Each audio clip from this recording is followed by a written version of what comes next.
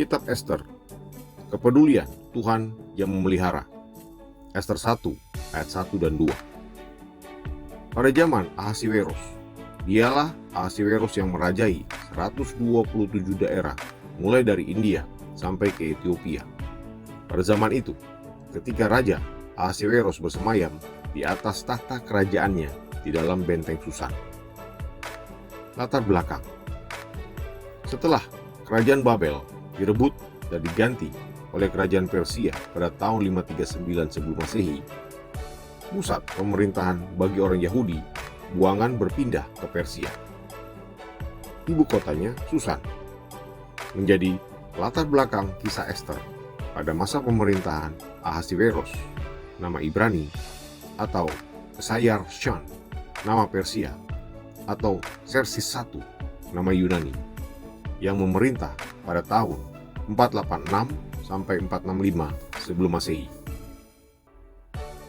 Kitab ini meliput tahun-tahun 483 sampai 473 sebelum Masehi dari pemerintahannya, dengan sebagian besar peristiwa terjadi pada tahun 473 sebelum Masehi. Ester menjadi ratu Persia pada tahun 478 sebelum Masehi.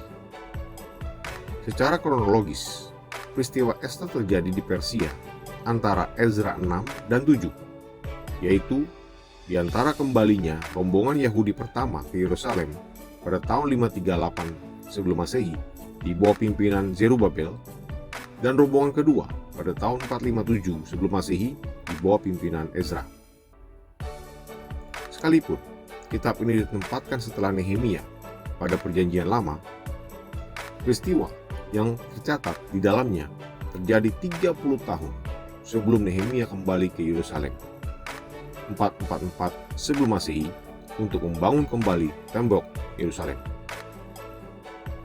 Jika kitab Ezra dan Nehemia membahas hal-hal yang berkaitan dengan kaum Yahudi sisa yang kembali ke Yerusalem dari daerah pembuangan, kitab Ester mencatat suatu peristiwa yang sangat penting bagi orang Yahudi yang tinggal di tempat pembuangan Persia. Pentingnya, Ratu Ester bukan saja tampak dalam penyelamatan bangsanya dari kebinasaan, tetapi juga dalam menjamin keamanan dan kehormatan mereka di negeri asing. Tindakan pemeliharaan Tuhan ini memungkinkan pelayanan Nehemia di istana raja beberapa dasawarsa kemudian, dan pengangkatannya untuk membangun kembali tembok Yerusalem. Jikalau Ester dan orang Yahudi, termasuk Nehemia, telah musnah di Persia, kaum sisa yang tertekan di Yerusalem mungkin tidak pernah membangun kembali kota mereka. Akibatnya, sejarah Yahudi pasca pembuangan pasti akan sangat berbeda. Salah satu tujuan kitab Ester ini ditulis adalah untuk menunjukkan bagaimana orang Yahudi dilindungi dan diselamatkan dari ancaman pemusnahan oleh campur tangan Tuhan melalui Ratu Ester. Sekalipun nama Tuhan tidak disebutkan secara khusus, bukti pemeliharaannya jelas sepanjang kitab ini. Hal ini kelihatan pertama kali dalam pemilihan seorang perawan cantik bernama Hadasa, nama Ibrani, atau Ester, nama Persia Yunani, untuk menjadi Ratu Persia pada saat yang kritis dalam sejarah Yahudi. Pemeliharaan Tuhan tampak lagi ketika Mordekai, saudara sepupu Ester yang membesarkan dia sebagai putrinya, mendengar suatu komplotan untuk membunuh raja.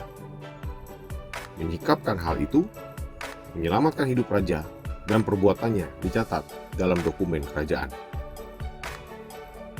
Pemeliharaan Tuhan tampak dengan jelas juga sewaktu Mordekai mendorong Ester untuk menjadi penengah bagi umat itu kepada raja, dan setelah semua orang Yahudi berpuasa selama 3 hari, Ester mempertaruhkan nyawanya dengan menghampiri raja tanpa diundang, mendapat perkenan raja, dan berhasil menyingkapkan kejahatan Haman, serta memungkinkan orang Yahudi menang atas musuh-musuh mereka.